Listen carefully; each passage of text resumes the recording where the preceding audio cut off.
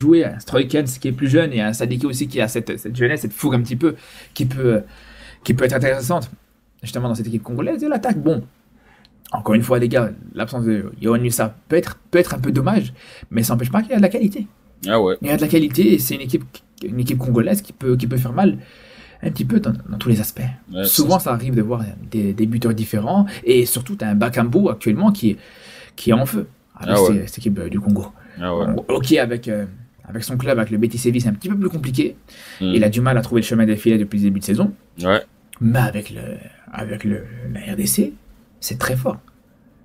Sur le dernier rassemblement, voilà, il marque sur les 2 matchs. Il est très présent. Il est impliqué dans cette équipe congolaise. Il y a son match contre le Sénégal qui était très fort. Ouais. Et voilà, tu abordes le match contre le Cameroun de la même manière que tu as abordé ce match contre le Sénégal, mais je vous le dis les gars, on pourrait voir vraiment une humiliation dans ce match contre le Cameroun les gars. Et je vous le dis, moi c'est là, je m'avance, hein. Je vous le dis les gars, le Cameroun va se faire humilier dans ce match, dans cette confrontation, dans cette demi-finale les gars, Oh. pour toutes ces raisons-là. Le sérieux qui est montré du côté congolais, l'aspect sportif aussi, même si encore une fois, voilà, il y a aussi de la qualité bien sûr du côté du Cameroun, mais voilà, là où justement, je vous parlais de cette stabilité, c'est que là, la défense congolaise, elle est très claire. Ouais. Elle est très claire, les gars. Ouais. On sait déjà qui va jouer dans cette défense. Par contre, du côté du Cameroun, Boyomo qui n'était pas convoqué sur le dernier rassemblement, là il n'est pas convoqué. Christophe Roux qui a fait toutes ses qualifications pour la Coupe du Monde sur les 2 derniers matchs, sur les 2 derniers rassemblements, justement, il n'est pas convoqué. Ouais. T'as une gamme T'as une gamaleux qui pense à autre chose que du foot actuellement. En vrai. En vrai.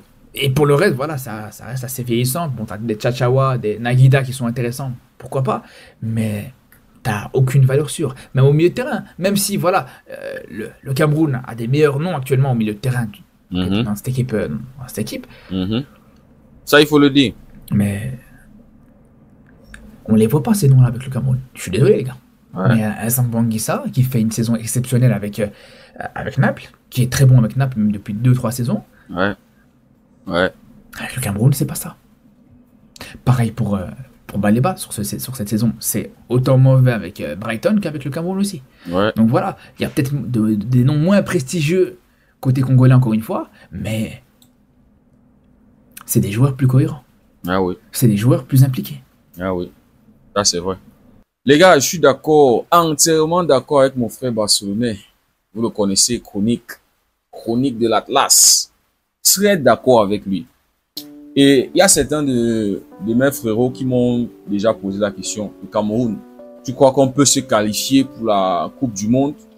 Et moi, en toute honnêteté, je les ai dit non. Moi, je ne vois pas de sérieux dans cette équipe. Pas de sérieux. Déjà, ceux qui gèrent cette équipe sont pas du tout sérieux. Cette guerre des égos, chacun veut montrer qui est plus puissant que qui. Moi, je prends les ordres du chef de l'État directement. Moi, je suis ici, moi, je suis ça, franchement. Et en plus de ça, on a un coach qui est arrivé puisqu'il a été employé par le ministre des Sports. Il est aussi entré dans cette guerre. Cette guerre, je sais pas si je vais dire guerre politique ou c'est guerre quoi. Il est entré aussi dans cette guerre. Il se cogne la tête avec Samuel Eto'o, il se bagarre par-ci, par-là. Et tonton Samuel aussi, qui va pas se laisser faire. C'est tonton Samuel. Donc, quand vous voyez toute cette ambiance, cette atmosphère qui est autour de cette équipe, c'est normal, ça se répercute sur nos résultats. Comment est-ce que le Cameroun n'arrive pas à se qualifier, les gars, pour la Coupe du Monde? Quand on considère le groupe du Cameroun, les gars, c'est une honte. Franchement, c'est une honte. Moi, je ne sais même pas ce que je vais dire. C'est une honte. Tu vois le groupe du Cameroun, hein? Tu as le Cap-Vert, la Libye, l'Angola, Mauritius et Eswatini. Comment est-ce qu'on se qualifie pas? Normalement, tu ne dois perdre aucun match. C'est-à-dire, le pire des cas, tu dois avoir un seul match nul. Un seul. Mais on perd contre le Cabo Verde. Bravo à eux. Franchement, historique dans leur histoire. Première fois je suis qualifié pour la Coupe du Monde, les gars. Prenez. Il n'y a pas de sérieux au Cameroun, franchement. Prenez. Quand on va à Eswatini, on fait match nul. Et on se fout de la gueule de qui? Match nul, 0-0. C'est-à-dire, quand tu vois ça, tu dis non, ils sont pas sérieux. Ils ne méritent pas. Tu vas aller faire quoi en Coupe du Monde? Tu vas aller faire quoi là-bas? Hein? Quand tu vois le groupe du Congo, avec le Sénégal, le Soudan, le Togo. C'est vrai que voilà, le Togo, mais avec le Sénégal. Et quand tu vois le match qu'ils ont livré contre le Sénégal, mené 2-0. Mené 2-0. Et c'est là aussi que, voilà, le Congo, ils ne sont pas sérieux aussi. Hein? Ouais, ils ne sont pas sérieux. Tu mènes 2-0, comment est-ce que tu te manges une remontada et tu es à domicile? Comment? Donc, les gars, quand tu vois ce qui se passe actuellement autour de l'équipe nationale du Cameroun, des Lions Indomptables, moi, je ne suis pas content. Je me rappelle, avant qu'on venait s'asseoir devant un match du Cameroun, des Lions Indomptables. Franchement, il y avait cette fierté, il y avait... Ça dit, les gars fermaient leur boutique, les gars mettaient pause à ce qu'ils faisaient, leur activité, pour venir supporter les Lions. C'est-à-dire, quand tu entendais les Lions Indomptables, il y avait ce charisme-là, il y avait cette aura-là, les gars. Mais quand tu nous vois actuellement, tu te dis ça, ce sont des minous indomptables ou bien des minous domptables. Et aussi, là, évoquer un point, le collectif. Il n'y a pas de continuité. C'est-à-dire, déjà, le coach, on ne comprend pas son plan. C'est quoi son plan A? C'est quoi sa façon de jouer? Bon, s'il a même un plan A, quand le plan A ne fonctionne pas, quel est le plan B? Comment est-ce que tu restructures l'équipe en fonction de l'adversaire? C'est-à-dire quand la première temps, comment est-ce qu'il suit le football moderne? Marc Brice, un autre se brocante. Parce que contre le Cabo Verde, la première temps, il ne se passe pas bien. Il ne réajuste rien. C'est-à-dire tu as l'impression qu'il n'a pas de plan B, ni de plan C, n'en parlons même pas du plan C.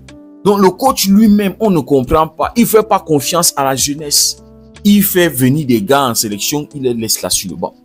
Pour jouer avec les mêmes vieux, avec les Ngamaleu, avec les Aboubakar Vincent, c'est-à-dire les mêmes vieux. Alors qu'il y a des jeunes méritants qui sont sur là, qui viennent, qui sont sur le banc. Comment est-ce que ça encourage les autres à venir? Quand ceux qui sont là n'arrivent pas à avoir du temps de jeu, ils ne sont pas mis en confiance, ils ne sont pas mis dans les bonnes conditions. C'est-à-dire même quand il va faire des remplacements, il va mettre un 9 ailier ou bien il va mettre un 9 milieu. C'est-à-dire, tu ne les mets pas dans les conditions qui les permettent d'évoluer. Comment? C'est avec le pressing un peu des créateurs et qu'on a pu avoir Eta Young. Et Eta a pu être titulaire. Est-ce qu'il aura une continuité? Est-ce que demain, Eta sera titulaire? On ne sait pas. C'est-à-dire, demain, là, il peut nous sortir Aboubakar Vincent titulaire. Et Aboubakar peut jouer 80 minutes. Et Eta va rentrer 10 minutes. Donc, vous voyez, le coach lui-même, on ne sait pas. On ne sait pas. Maintenant, quand tu vois le collectif, ça ne dégage plus rien. C'est pour ça que la majorité des Camerounais aujourd'hui, que de perdre son temps, ils préfèrent attendre, venir voir les résultats, comment est-ce qu'ils ont fait. Ils ne dégagent plus rien de cette équipe, les gars. Zambo, je le kiffe. Hein. C'est-à-dire quand je suis, quand on est en sélection, quand on est en club, les matchs en club, quand il est en Italie, Napoli, c'est l'un des clubs que en Italie, là, que je kiffe. Donc quand tu vois Zambo Anguissa là-bas au milieu de terrain, comment il mange. Le milieu de terrain box to box qui fait du sale boulot, qui fait tout, qui est capable de te gagner des matchs pour Napoli, capable de prendre 3 points pour Napoli, capable de prendre 1 point pour Napoli. C'est-à-dire arracher 1 point pour Napoli. C'est-à-dire tu vois le Zambo Anguissa là et tu vois celui qui vient en sélection. C'est-à-dire c'est comme si avant de partir de Naples, on envoie son intelligence, je ne sais pas si je veux dire son intelligence artificielle, ou si on envoie une version copie, la copie des Zambo Anguissa. Ah les gars, tu le vois en sélection, tu te dis mais le boy ici là, je viens, c'est-à-dire je sors d'un match le week-end dernier où il se donnait à 4000%, le gars il tacle par-ci. Et non, quand il est au Cameroun, non il faut pas que je me blesse, je fais ma star, c'est moi Zambo Anguissa, machin, les fans sont là. J'ai rien contre Zambo. Mais je n'aime pas le Zambo qui arrive en sélection. Ce Zambo-là, je déteste, franchement. Et c'est ce qu'on aimait avec les anciennes générations. il y avait cette fierté-là. Quand ils jouaient, on joue pour chacun, on joue pour la nation. On n'est pas là, les clubs et machin là, c'est là-bas. On veut mettre le Cameroun au toit du monde. On veut planter ce drapeau-là. C'était ça, les amis. Ce lion-là, quand il rugissait, les échos, ça allait très loin, ça faisait trembler, ça faisait paniquer. Quand tu vois Mbemo, c'est pas ça en sélection. C'est pas ça. Et actuellement, Baleba, c'est compliqué en club. Mais est-ce qu'il sera comme un Cédric Bakambu? C'est ça la question. Compliqué en club, mais quand il est en sélection, les gars, il se donne et tu vois. Mais lors du dernier match, on a vu que Baleba, c'est compliqué. C'est-à-dire sa forme en club, c'est la même chose qu'on est en train de voir en sélection. Donc les gars, franchement, il n'y a pas de sérieux autour de cette équipe. Et quand tu vois que dans un groupe comme ça, on n'arrive pas à se qualifier, on a besoin de passer par les barrages, de se compliquer la tâche, de commencer des calculs. C'est ça les calculs, c'est ça nous le Cameroun. Des calculs compliqués, des situations, on se complique C'est-à-dire, quand tu vois tout ça, tu te dis, mais pourquoi est-ce que je devrais, en tant que Camerounais, souhaiter qu'on aille en Coupe du Monde? Si c'est pas pour se faire humilier, les gars. Le jeu, il n'y a pas. Le sérieux, il n'y a pas. Le sportif, il n'y a pas. Ce qui se passe avec l'extra sportif, c'est pas du tout, ça n'envoie pas du tout une bonne image. Pourquoi est-ce que je devrais sauter? Donc, je suis d'accord. Le Cameroun compte sur le Congo actuellement. C'est-à-dire, quand tu vois cette équipe du Congo, tu vois tout le sérieux sportif. Tu vois tout ce qu'il y a actuellement. Non, les gars, ça dit, on va pour se faire humilier par le Congo. Ce Congo-là qui avait failli battre le Sénégal. Donc, je suis d'accord, on va pour se faire humilier. Mais alors, impossible n'est pas camerounais. Comment est-ce qu'il a pu oublier ça? Fallait terminer cette vidéo avec ça. Quand on était allé à Blida, jusqu'aujourd'hui, les Algériens ne nous ont pas pardonné. Ils nous avaient ramenés dans leur stade fétiche mythique. On ne paye pas là-bas. 2-1. Comment est-ce que vous l'avez oublié? Le Camerounais est capable de te vendre la poussière et tu vas croire que c'est de l'or. Tu vas l'amener dans ton pays et tu vas dire voici de l'or. On va te dire non, c'est la poussière. Tu vas dire c'est de l'or.